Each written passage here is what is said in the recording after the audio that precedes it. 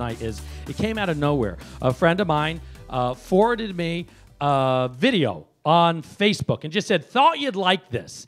And it was a video about legacy. And it was a video about ancestry. And I watched it, and I started to cry. And Lauren was in the bathroom doing her hair. And I said, stop what you're doing. I need you to watch this video. And I put it down, and just so you know, her hair time is very sacred. You do not fuck with her hair time. You do not. And so because I've never interrupted her once in our relationship, she took it. I put it down on the sink. I said, I need you to watch this video. She starts crying. I'm crying. I was like, this man is going to be on the next goddamn Legacy show. So I write him on Facebook. I go, you have no idea who I am. I have no idea who you are. I love your fucking work. Here's the reason why I do this show. Watch this video that Sandy made, by the way. And what's that?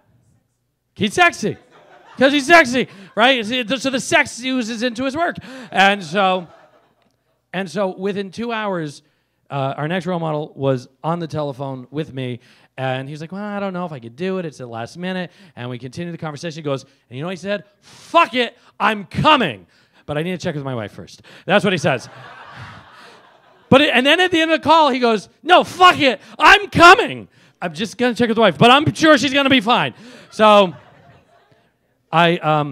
he's a professional storyteller. But he doesn't tell stories necessarily the way that people at the storytelling circuit in New York or other cities do. He tells it through videos, and he tells it through stories, and he tells it through DNA and ancestry. So I'd like to bring up someone who I met literally 4 weeks ago online, and that is the power of social media, by the way, is the power. If you do something that belongs to you, someone else will embrace it. It might be one person, it might be two people, but God damn it, I might freaking pick up the phone and call you and say, hey, I love your shit. So, ladies and gentlemen, I bring up Mr. Rich Polt.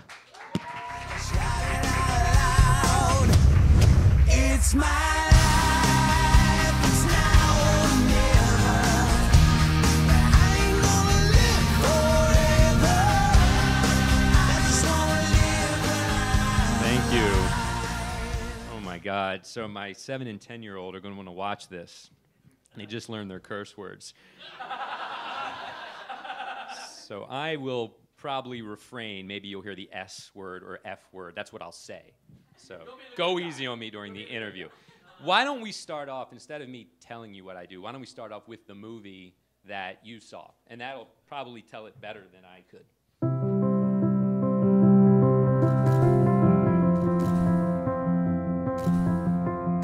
Oh, warmth, joy, happiness, makes your heart feel full. Whatever you do, take care of each other. And I think that's what we've always done. We've taken care of each other. Tried to make me cry, eh? What was the question? Tell me how your parents met. Oh, yes. Oh, my dear. There you go. Imagine if you could sit down and watch a video of a parent or a grandparent who has long since passed. What would that mean to you? Acknowledged media helps families preserve and celebrate their legacies. We create documentary-style movies that are built around interviews with individuals, and then we layer in photographs, keepsakes, and music to create a finished product that family will enjoy for generations. I wish I had had something like this from my parents. I miss them. I miss them every day of my life. So a legacy, by definition, is a gift to the future. I want this story to be known by our children, our grandchildren, and their children. You know, it's a powerful story, and it's our family story. It's where we come from. It's who we are. They give context to our lives. That's what my father and I bonded over. I met him at Grant Park in Chicago. And I was going to fight, to win my life back from myself. It's been a blessing to me that I've been able to accomplish the things that I did. I've done hundreds of interviews over my career, and I've never met somebody whose story wasn't engaging or interesting. Whoosh, all those little feathers. I'm back in the saddle again. It's not just about the facts and the whats and the wheres and the whens. It's about the whys. I believe that the most meaningful gift a person can give is asking someone to tell their story. Let Acknowledged Media help make legacy preservation an easy and joyful undertaking for your family. It's a gift that your grandchildren and their children will thank you for.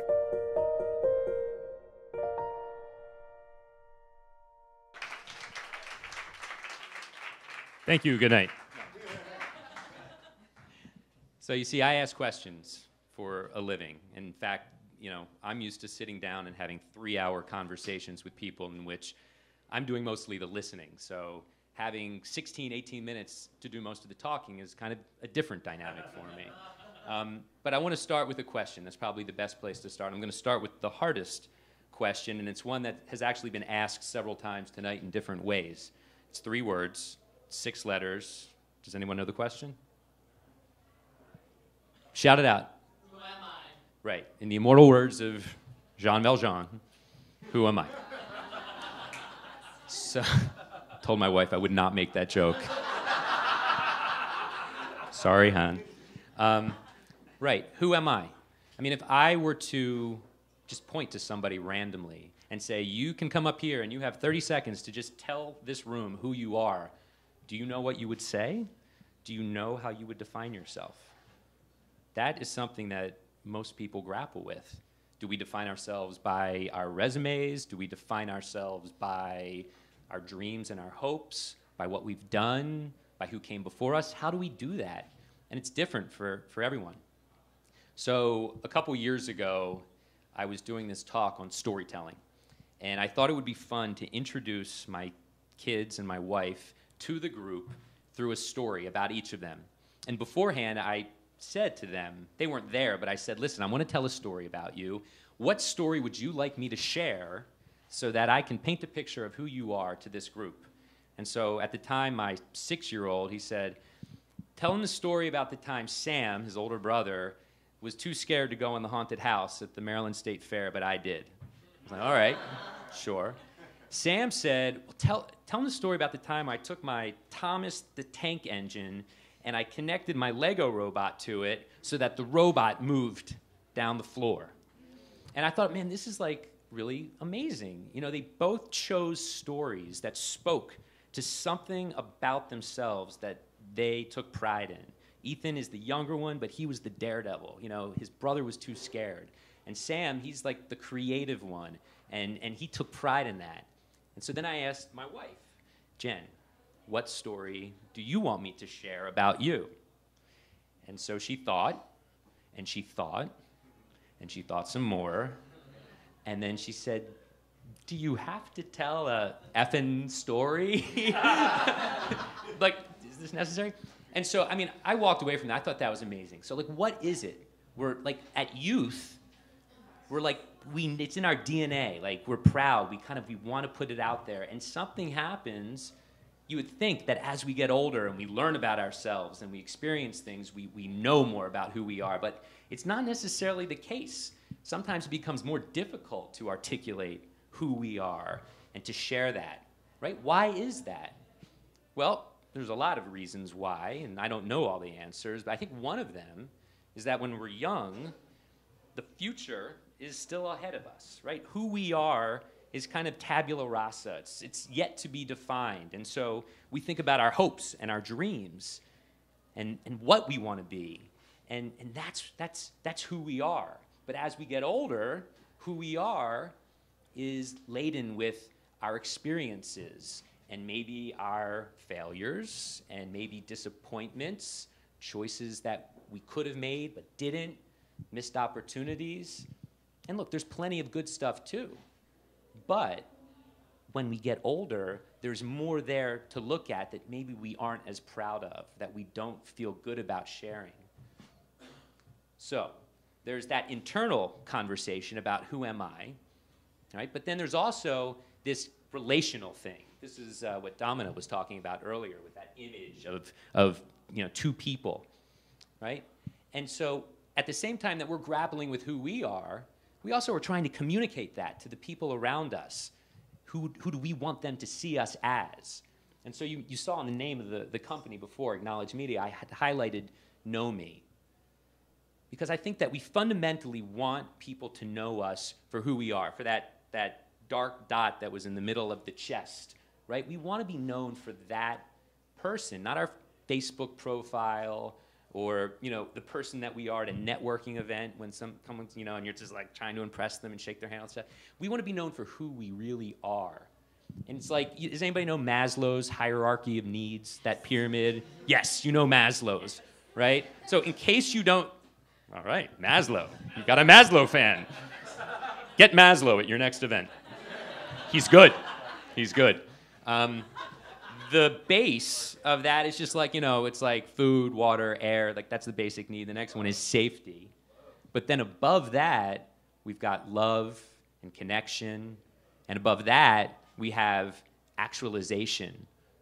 I'm sorry, actually I missed one. But above that, we have acknowledgement. That's the important one for me. And then above that, actualization. But that connectedness, that's important, because who we are is defined by our relationships with other people. All right, so taking all that, what do I do fundamentally through my work? Love that song. You can just play that in the background as I talk.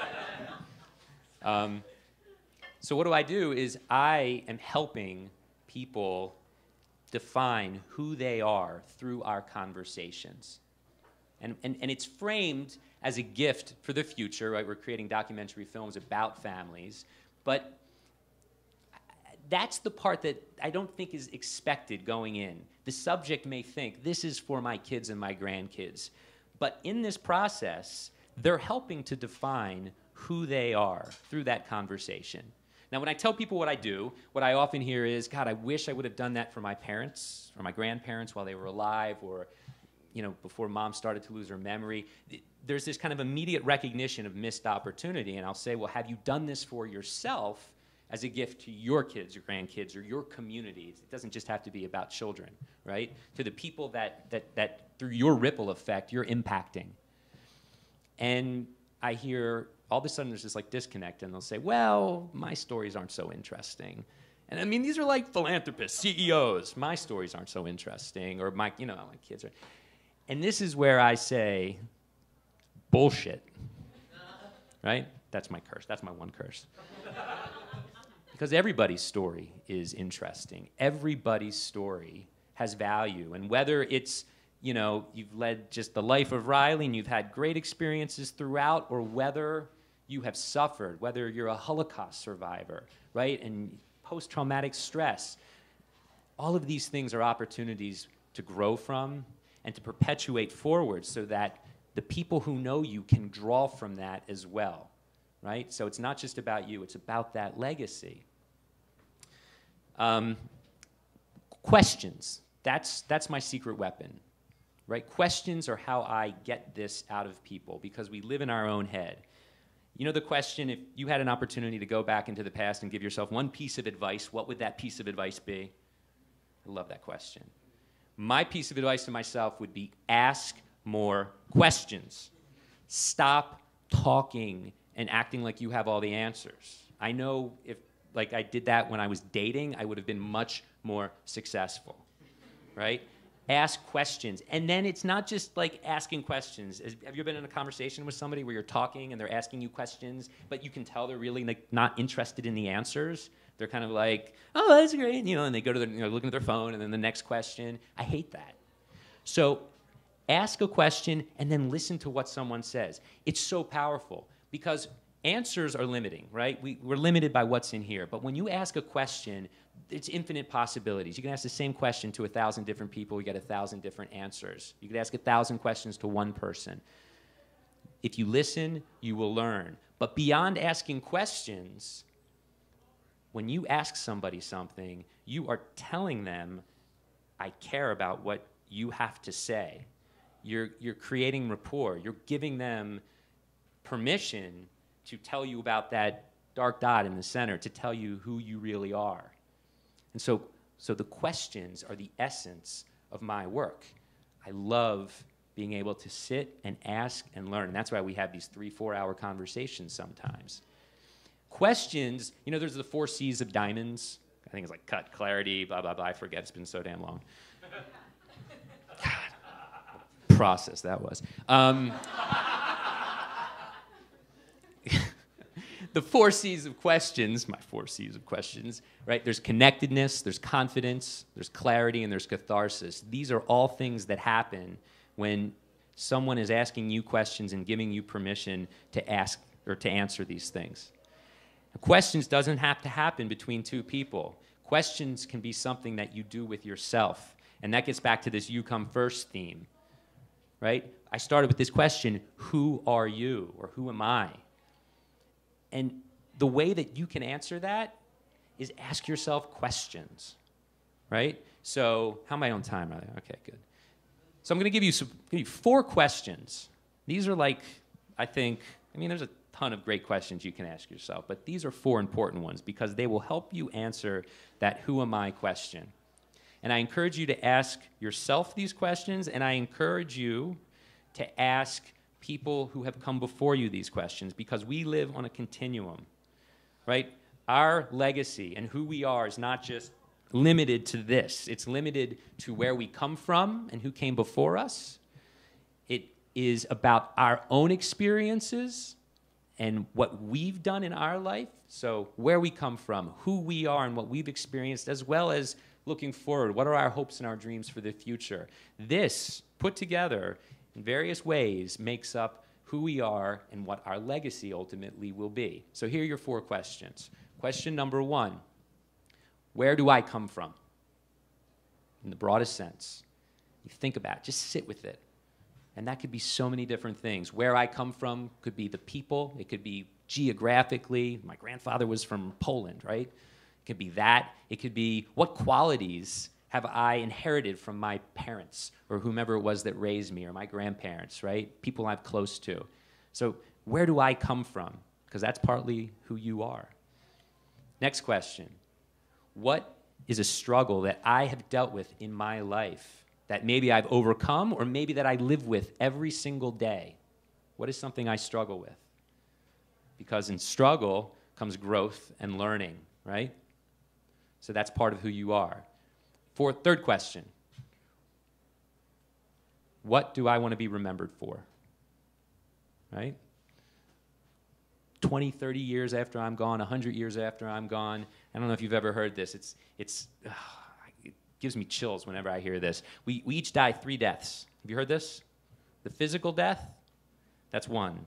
The second one is that moment where our body is consigned into the earth, or when, we're cremated. That's the second. And the third death is that moment at some point in the future when your name is said for the last time. Yeah, right? Julius Caesar! You're safe, Julius. You live on another day. So how do you want to be remembered, and for what?